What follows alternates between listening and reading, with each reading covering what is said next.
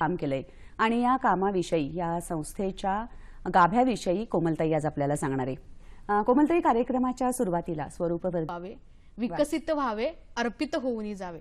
स्वरूप वर्धिनीच्या कामाची टॅगलाईनच ही आहे की आणि अर्पित होऊन जावे हा जो भाव आहे तो आता कोविडच्या काळामध्ये तुमच्या सगळ्या कार्यकर्त्यांनी आणि तुम्ही ज्या युवा पिढीपर्यंत जोडला गेलात त्यांनी त्याचा प्रत्यय आणून दिला। आणि ताई अर्पित व्हायचं आहे, पण त्याचे संस्कार खूप लहान वयापासून व्हायला हवेत। आणि असं म्हणतात की एक वय असतं ज्या वयामध्ये तुम्ही ज्या अनुभवातून जाता, ज्या माणसांमध्ये राहता, ज्या विचारांमध्ये राहता आणि त्याचा एक प्रभाव तुमच्या मनावरती पडतो आणि तो तुमचा स्वभाव बनतो। आणि असंच वय हेरून त्या मुलांसाठी वर्धिनी काम करतेय। आज वर्धिनीचे अनेक विभाग वेगवेगळ्या भागांमध्ये काम करतात।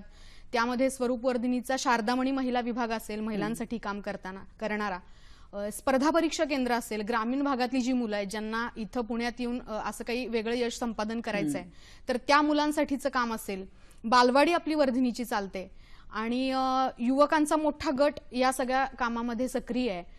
फिरती प्रयोगशाळेचं काम चालतं। ग्रामीण भागातल्या मुलांना प्रत्यक्ष प्रयोग करायला मिळत नाहीत तर त्यांना तो सगळा अनुभव देण्यासाठी फिरत्या प्रयोगशाळेचं काम चालतं। आणि काही नवीन प्रयोग आता आपण सुरू केलेत, जसं कातकरी आदिवासी प्रकल्प एक नवीन सुरू झालाय वर्धिनीमध्ये, की ज्यामध्ये या सगळ्या सामाजिक स्तरामध्ये सगळ्यात खाली असणारा आणि ज्याला खरंच मदतीची गरज आहे असा एक आदिवासी कातकरी समाज आहे। तर अशा समाजासाठी सुद्धा वर्धिनीनं काम करावं असा विचार मनात आला आणि गेली 2 वर्ष हेही काम आपण सुरू केलंय। संस्थेच्या कामाचा मुख्य विभाग हा शाखा विभाग आहे ताई, आणि या विभागामध्ये आपण वस्त्यांमधली हुशार चुणचुणीत मुलं निवड पद्धतीनं निवडतो। त्यांच्यावरती 365 दिवस सगळे प्रयत्न केले जातात त्यांच्या व्यक्तिमत्व विकासासाठीचे। आणि मग ज्यावेळी तो वर्धक किंवा तो विद्यार्थिनी 10वीला जाते आणि तो तिचा शिकण्याचा टप्पा, विकसित होण्याचा थोडासा टप्पा पूर्ण होतो आणि 11वी मध्ये त्या शाखेची जबाबदारी तोच स्वयंसेवक घेतो आणि स्वयंसेवी पद्धतीनं घेतो। त्यामुळं आज वर्धिनीबद्दल मला सांगायला खूप अभिमान वाटतोय की आज 40 वर्षानंतर वर्धिनीच्या ट्रस्टी बोर्डवरती किंवा मोठे पदाधिकारी म्हणून स्वरूप वर्धिनीच्या शाखांमध्ये 5वी पासून येणारे सगळे विद्यार्थी सगळे काम बघतायत। हे वर्धिनीचं वेगळंपण आहे असं मला वाटतं। मुळामध्ये विकास, समाजातल्या सगळ्या घटकांचा स्थिरता आणि सौख्य ज्याला आपण म्हणतो, सामाजिक सौख्य, सामाजिक भान आणि मूळगाभा देशप्रेम आणि अर्थातच त्यामुळेच तुम्ही कोविड काळामध्ये केलेलं काम हे मुख्य धारा जी म्हणतो की देशाची सेवा या धारेतून आलं। आणि तुम्ही जे काही काम आता सगळं सांगितले तर ते 365 दिवस चालणारं आनंदालय असं वर्धिनीविषयी म्हटलं जातं। तर ही सगळं तुमचं संचित घेऊन कोविडच्या युद्धजन्य काळामध्ये तुम्ही सगळेजण या कामात थेट मैदानात उतरलात। तर या कामाची सुरुवात कशी झाली? सगळ्यांना हे होतं, पण तरीही त्यातून आनंदी राहायचं सगळे प्रयत्न करत होते। पण ह्याच सगळ्या वेळी समाजातला एक वर्ग असाही होता ज्यांच्या घरामध्ये उद्या चूल पेटेल की नाही याबद्दल साशंकता होती। आणि या वस्तीमध्ये आम्ही ज्यावेळी संपर्काला जातो त्यावेळी बरेचदा असं होतं की त्या घरामध्ये चहा जर करायचा असेल, आम्ही गेलोय, ताई दादा आलेत वर्धिनीचे, तर ज्यांना 2 रुपयाची साखर आणि थोडंसं वाटीभर दूध मागून आणावं लागतं, अशा लोकांना ह्या सगळ्या लॉकडाऊनच्या परिस्थितीचा सामना करणं खूप कठीण गेलं होतं। आणि अशात रोजगार गेले, बरेच आपले पालक आहेत ते घरकाम करणारे आहेत किंवा रिक्षा चालवणारे आहेत, अशा सगळ्यांचे रोजगार ठप्प झाले। आणि अशा सगळ्यामध्ये मग उद्याची चूल पेटेल की नाही इतपत सगळी प्रश्न निर्माण झाले। आणि आईच्या समोर असा प्रश्न होता की लेकरं समोर दिसतायत, रडतायत, पण त्यांना पोटाला काय घालू मी, माझ्याकडे काहीच नाहीये, सगळं संपलंय घरातलं।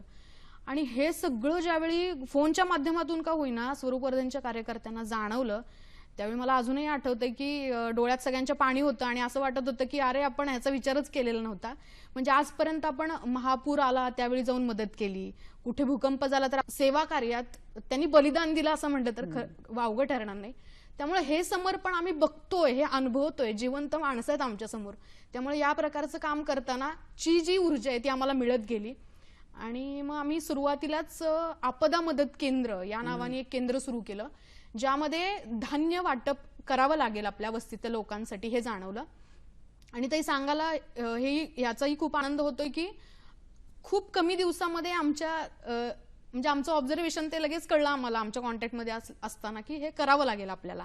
म्हणजे बऱ्याच जणांनी परत ह्या सगळ्या योजना राबवल्या, धान्य वाटप केलं, पण स्वरूप वर्धीनं अगदी सुरुवातीला हे केलं कारण ह्या सगळ्यांशी संपर्क वर्षानुवर्षांचा होता.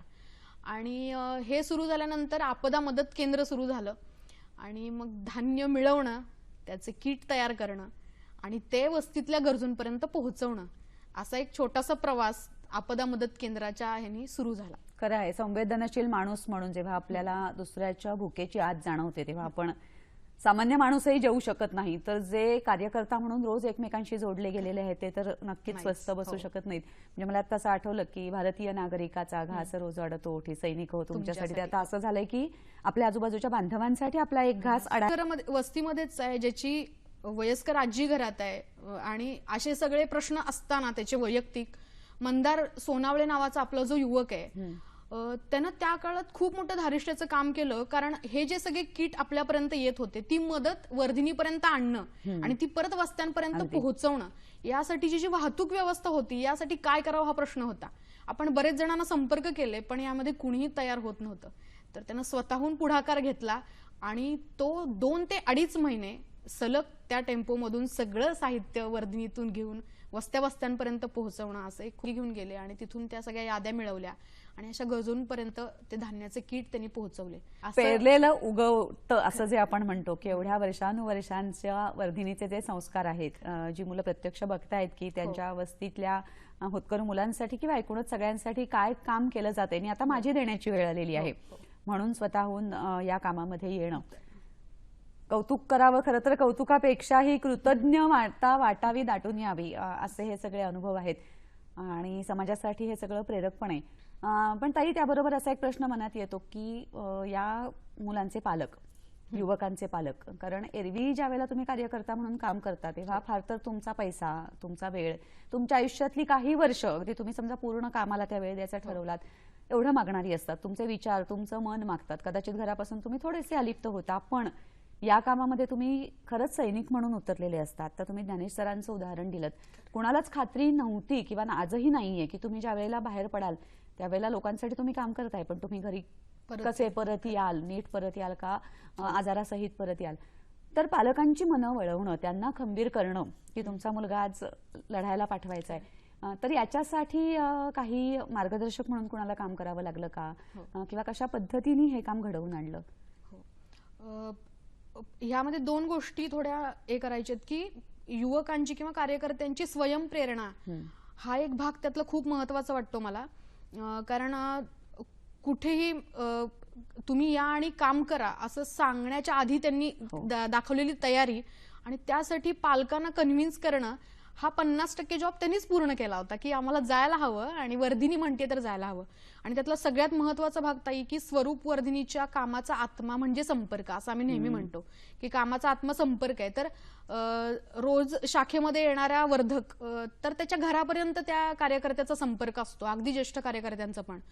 त्यामुळे घरातला एखादा लग्न समारंभ असू द्या, एखादी दुःखद घटना असू द्या, आजारपण असू द्या, ह्या सगळ्या गोष्टी वर्धिनी एक कुटुंब म्हणून त्या घरापर्यंत पोहोचलेली आहे.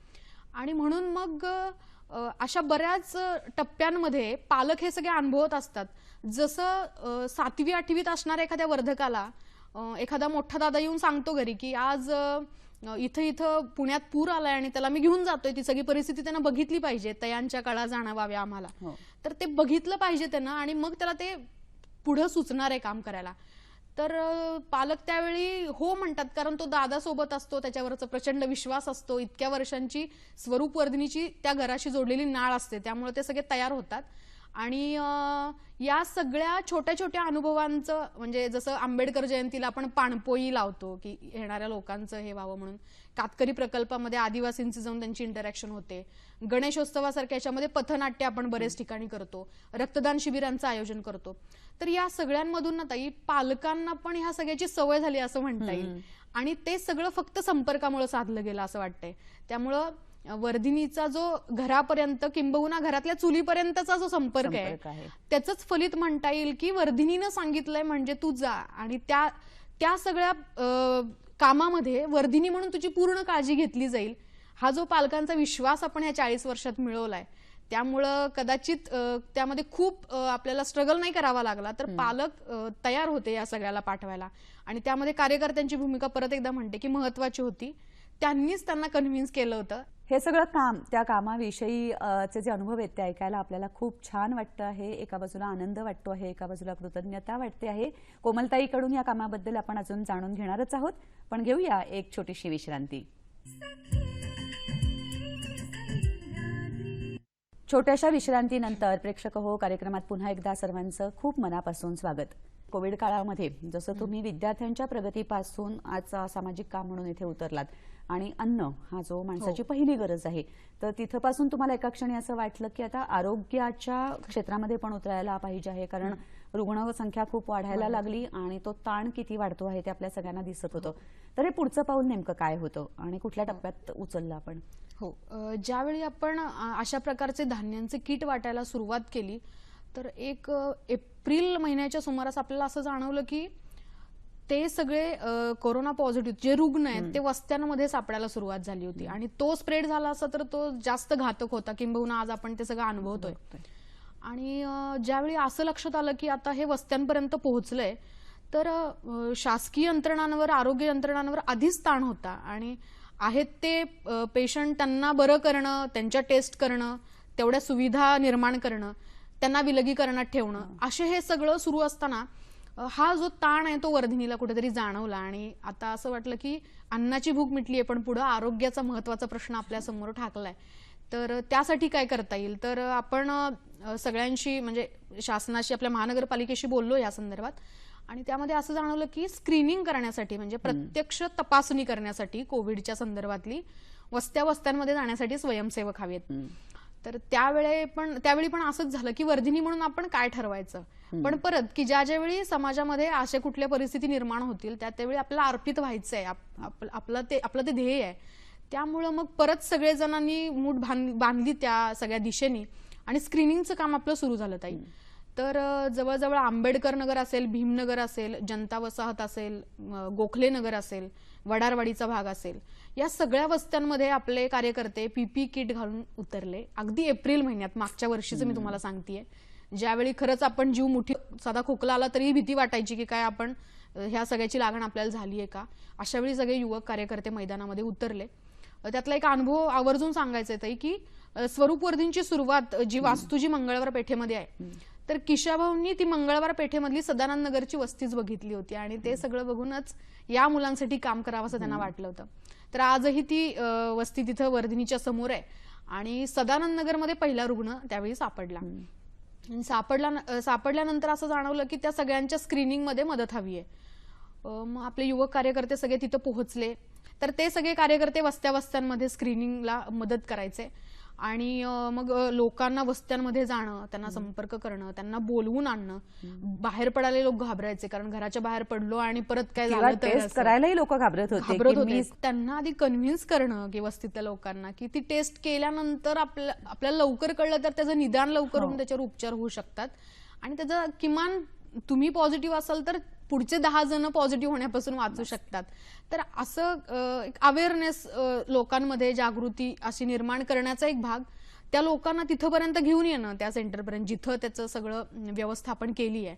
आणि तिथं येऊन मग परत त्यानंतर ते व्यवस्थापन की ते ओळीतच जावेत, सोशल डिस्टन्सिंग पाळलं जावं, डॉक्टरांमध्ये त्यांना थोडा लोड किंवा तो त्रास वाटू नये, अशी सगळी व्यवस्था सगळ्या कार्यकर्त्यांनी बघितली.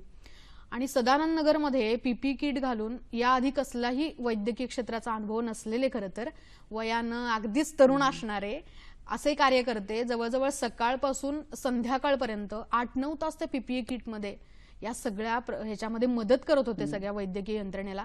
आणि ज्यावेळी हे सगळं पूर्ण झालं संध्याकाळी आणि ते सगळे परत जात होते, त्यावेळी सदानंद नगर मधल्या काही महिलांनी सांगितलं की दादा थोडा वेळ थांबा.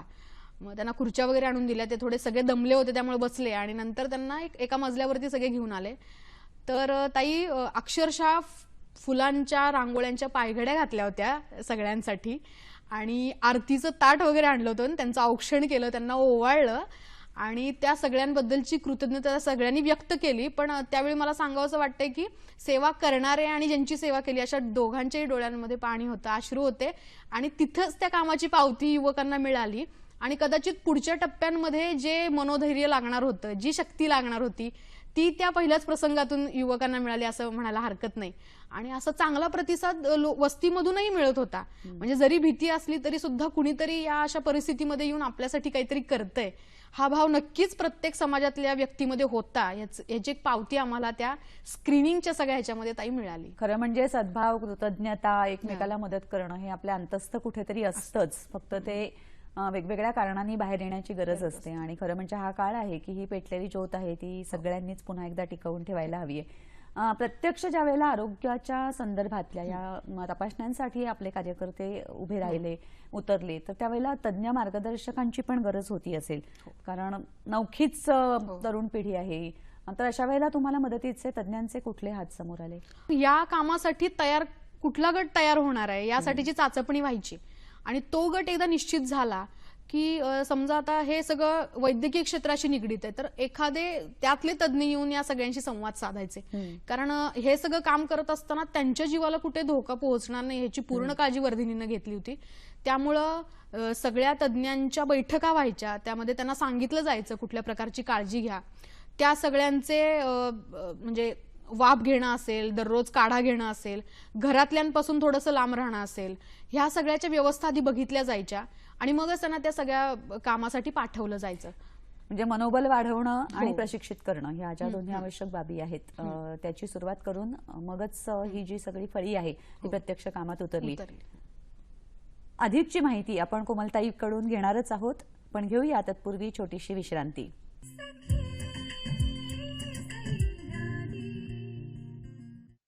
छोट्याशा विश्रांतीनंतर कार्यक्रमात पुन्हा एकदा सगळ्यांचं मनापासून स्वागत. कोविडच्या काळात स्वरूपवर्धिनीनं केलेलं काम याविषयी आपण माहिती घेतो आहोत कोमल धायरकर हिच्याकडून. कोमलताई, एक टप्पा असा आला की रुग्णसंख्या खूप वाढायला लागली आणि कोविड रुग्ण काळजी जिथे घ्यायला पाहिजे अशा सेंटर्सचीच गरज खूप वाढायला लागली, कारण हॉस्पिटल्स भरून व्हायला लागली. मग या क्षेत्रातही तुमचे कार्यकर्ते उतरले, तर ते काम काय केलं आणि कसं केलं? सेवा हे यज्ञ कुंड समिधा सम हमजले असं पद्य आम्ही खूप अभिमानानं म्हणत असतो. तर ते समिधा सम जळणं काय आहे हे अनुभवण्याची एक संधी आम्हाला मिळाली असं म्हणता येईल. की स्क्रीनिंगचं काम आता झालंय, पण प्रत्यक्ष रुग्णांची संख्या वाढतीये, त्यामुळं अशा प्रकारच्या कोविड केअर सेंटरमध्ये स्वयंसेवक म्हणून जावं लागेल असा ज्यावेळी विचार सगळ्यांमध्ये सुरू झाला, तर त्यावेळी राष्ट्रीय स्वयंसेवक संघाचं गरवारे इथे कोविड सेंटर सुरू झालं होतं आणि त्यामध्ये जाण्यासाठी आपण परत एकदा सगळ्यांना आवाहन केलं आणि जवळजवळ 23 कार्यकर्ते या सगळ्या ह्याच्यामध्ये 2 ते 2.5 महिने अखंड काम करत होते.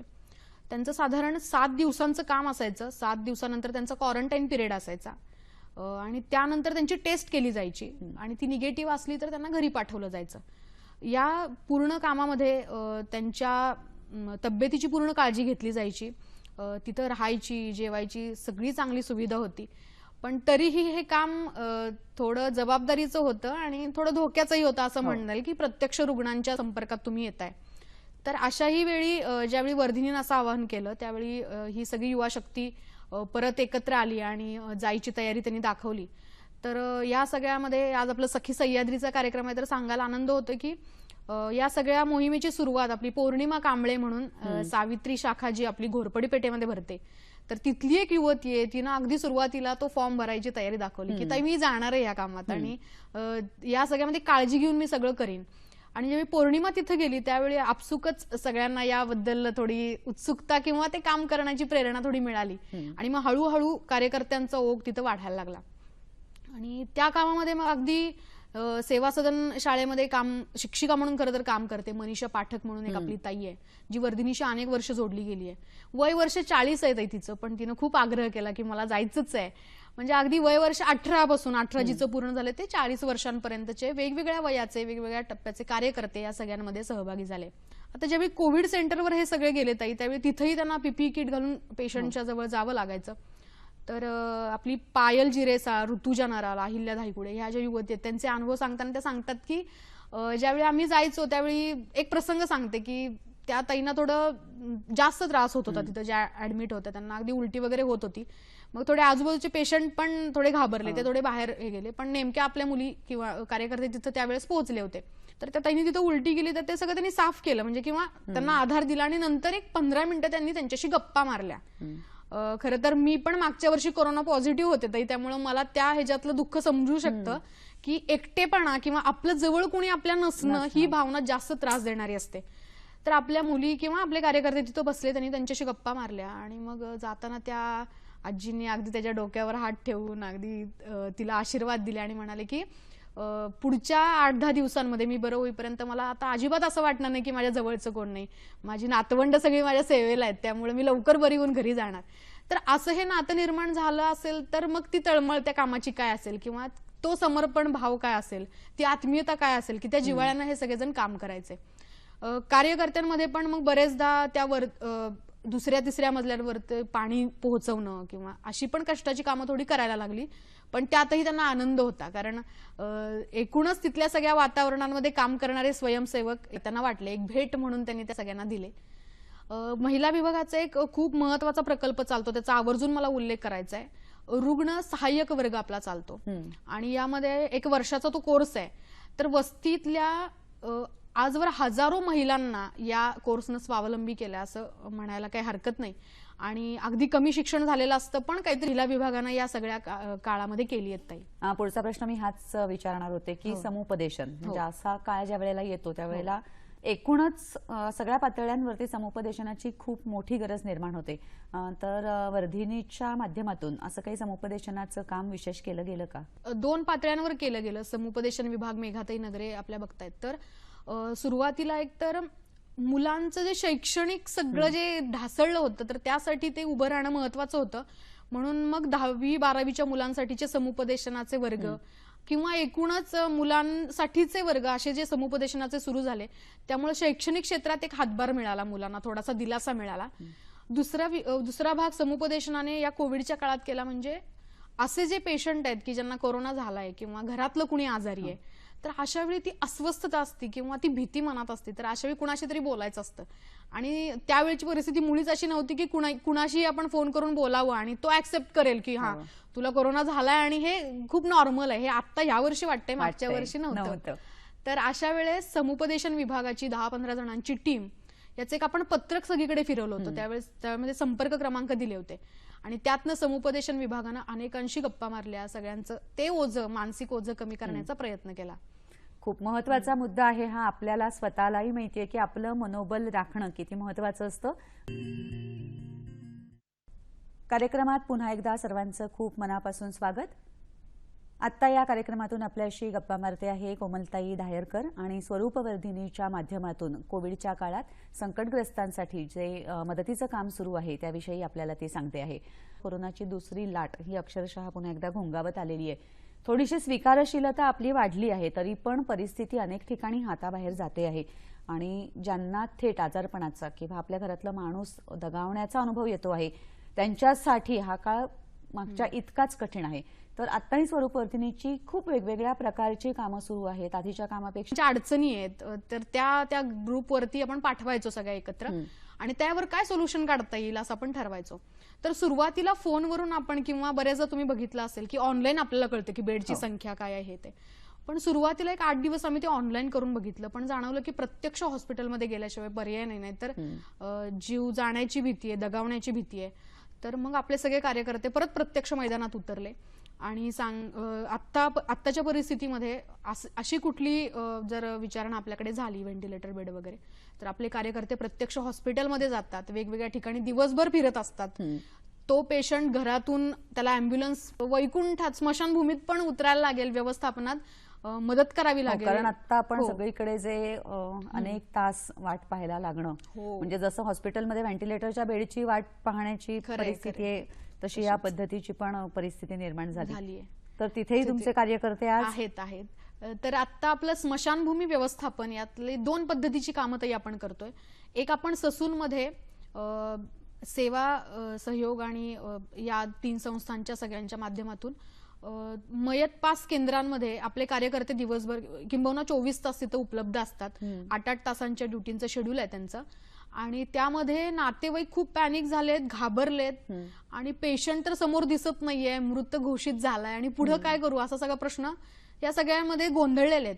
तर अशा सगळ्या नातेवाईकांसाठीचं ते मदत केंद्र आपण महानगरपालिकेच्या मदतीने ते सुरू केलं होतं, सुरू आहे ते, आणि ससूनमध्ये ते आहे. तर नातेवाईक तिथं चौकशीसाठी येतात.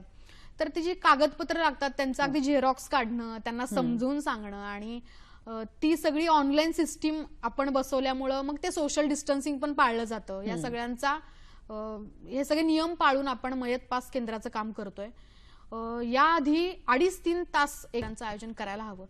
त्यामुळे आपण गणेशोत्सवाच्या वेळेस जवळजवळ 400 पिशव्या आणि आत्ता अगदीच या मागच्या महिन्यामध्ये 10 ठिकाणी रक्तदान शिबिरांचं आयोजन केलं आणि त्यातून जवळजवळ एक 250-300 पिशव्यांचं संकलन करून आपण वेगवेगळ्या ब्लड बँकांपर्यंत पोहोचवलेला आहे ते.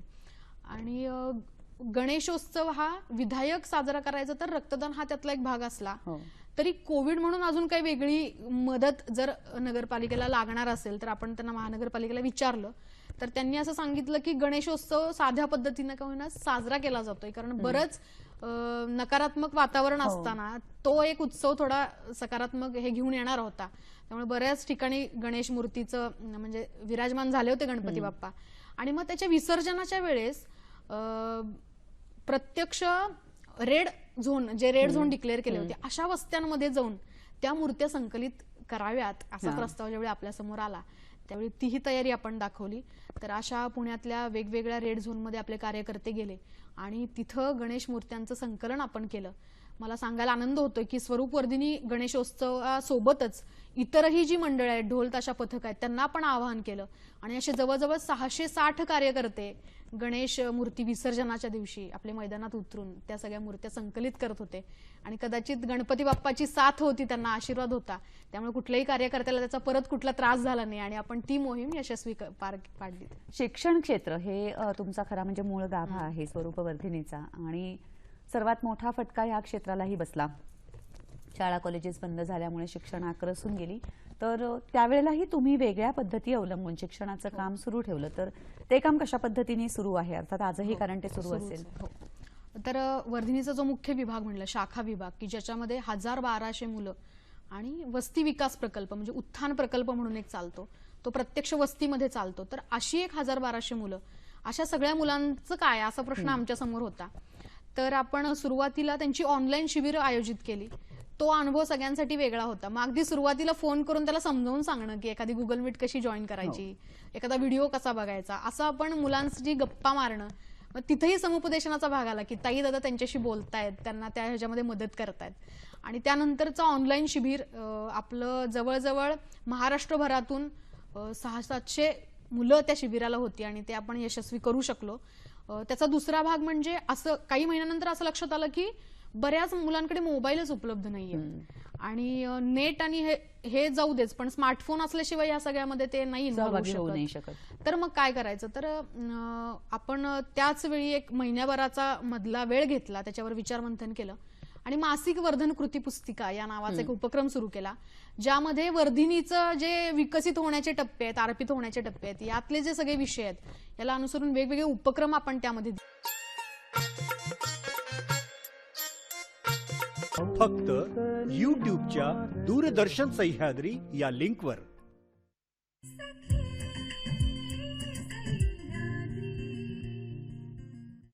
सखी सह्याद्री कार्यक्रमात छोट्याशा विश्रांतीनंतर पुन्हा एकदा सर्वांचं खूप मनापासून स्वागत. स्वरूपवर्धिनीच्या कोविड काळातल्या कामाविषयी आपल्याशी गप्पा मारते आहे कोमलताई.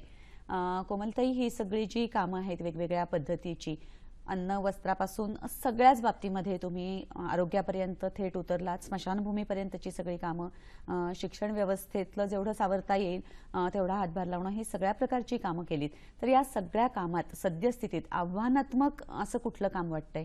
स्मशानभूमी व्यवस्थापन हे काम थोडं हे वाटते, कारण तिथं तुमची भावनिक दृष्ट्या पण थोडी वेगळी पद्धतीची इन्व्हॉल्वमेंट तुमची त्या सगळ्या कामामध्ये असणार आहे. आणि आतापर्यंतचे अनुभव असे आलेत की बरेचदा नातेवाईक परगावी आहेत किंवा घरी आहेत आणि ते व्हिडिओ कॉल करतात आणि म्हणतात की तुम्हीच त्या याला शवाला अग्नी द्या असं. आणि अशा सगळ्या परिस्थितीमध्ये काही कधी कधी बेवारस मृतदेह असतात आणि बरेचदा त्यांचे नातेवाईक येतील म्हणून वाट बघितली जाते पण येत नाहीत. मग ते अगदी त्यामध्ये आळ्या वगैरे पडलेले मृतदेह सुद्धा बरेचदा असतात, पण त्यांनाही अग्नी देणं, त्यांना त्यातून मुक्त करणं, असं जे सगळं काम आत्ताचे युवक करतायत, तर ते जास्त आव्हानात्मक आणि धाडसाचं आहे असं मला म्हणता येईल. कारण रात्रीची पण म्हणजे 3 ह्याच्यामध्ये आपल्या ड्युट्या चालतात, तर रात्रीची पण जी ड्युटी आहे ती करायला एक वेगळं धाडस असावं लागतं. आणि परत जर एक तरुण वयातले जर कार्यकर्ते असेल तर त्यांना असा खूप वेगळा अनुभव नसतो, पण तरीही मनाचा निश्चय दृढ करून ते आता ज्या पद्धतीनं या सगळ्या कामात उतरलेत, तर ते सगळ्यात आव्हानात्मक काम आहे, धाडसाचं काम आहे आणि तेवढ्याच गरजेचं काम आहे.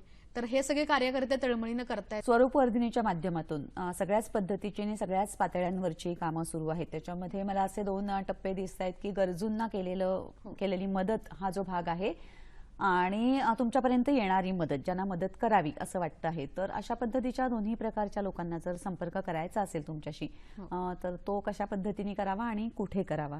हो, तर ताई वर्धिनी म्हणून जे काही माहिती आहे ती वर्धिनीची स्वरूपवर्धिनी.org अशी वेबसाईट आहे, तिथे तुम्हाला ही सगळी माहिती मिळेल. याशिवाय वर्धिनीचा जो लँडलाईन क्रमांक आहे 26121 या क्रमांकावरती तुम्ही फोन केलात तरी माहिती मिळू शकेल. याशिवाय तुम्हाला हे सगळं काम सुरू असताना बरेचदा कोविडच्या काळातलं काम सुरू ठेवणं आणि नियमित दैनंदिन काम सुरू ठेवणं, तर अशा वेळी निधी आणि स्वयंसेवक याची खूप जास्त गरज संस्थेला आता भासतीये. तर या सगळ्या ह्याच्यात सगळ्यांनी सहभागी व्हावं आणि मदतीचा हात पुढे करावा असं वर्धिनीला वाटतं. संपर्क क्रमांक पुन्हा एकदा सांगूया. स्वरूप वर्धिनीचा लँडलाईन नंबर जो आहे तो 26121 या दूरध्वनी क्रमांकावर तुम्ही संपर्क साधू शकता. आणि तुम्हाला या सगळ्या सेवेमध्ये खारीचा वाटा उचलायचा असेल आणि या सगळ्यामध्ये सहभागी व्हायचं असेल, आर्थिकदृष्ट्या किंवा प्रत्यक्ष कामात जरी उतरायचं असेल, तर एक संपर्क क्रमांक देते, 8087592505 या नंबरवरती तुम्ही संपर्क साधू शकता.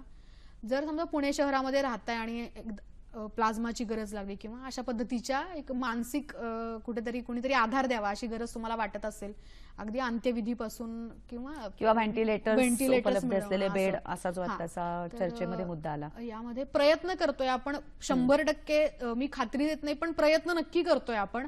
तर त्यासाठी तुम्ही 8669 08 8133 या नंबरवरती संपर्क साधू शकता. वर्धिनी पूर्ण प्रयत्न करेल तुम्हाला मदत करण्याची. पण मला परत एकदा कळकळीची विनंती आहे की या सगळ्या कामामध्ये कार्यकर्ते टिकून राहायचे असतील तर तुमच्या मदतीची आणि तुमच्या निधीची वर्धिनीला गरज आहे. तर अशा पद्धतीचं सहकार्य सगळ्यांनी करावं. पुढचा प्रश्न मी हाच विचारणार होते कार्यक्रमाच्या अखेरीच्या टप्प्याकडे येताना, की या आपत्कालाच्या निमित्ताने किंवा एकूणच समाजभान म्हणून आणि समाजाकडून असलेली संस्थेची कार्यकर्त्यांची अपेक्षा म्हणून काही संदेश द्यावा आवर्जून असं वाटतंय का? माना अगम अगाध सिंधु है, संघर्षों का पार नहीं है, किंतु डूबना मजेदारों में साहस को स्वीकार नहीं है. तर ते साहस आपल्या संस्कृतीनं आपल्या सगळ्यांनी आपल्याला दिलेलंच आहे. म्हणजे इतकी मोठी मोठी युद्ध होऊन गेली, स्वातंत्र्य लढा होऊन गेला, आजवर अनेक संकट आपल्यावरती आली, पण तरी आपण त्या सगळ्यामध्ये तगून राहिलेलो आहोत. तर ते साहस आपल्याला कुठेही कमी होऊ द्यायचं नाहीये. ते आणि आता ती एक वेळ आली आहे साथी हात बढाणासारखी, आपल्याला सगळ्यांच्या सोबत एकमेकांना धरून पुढे जायचंय.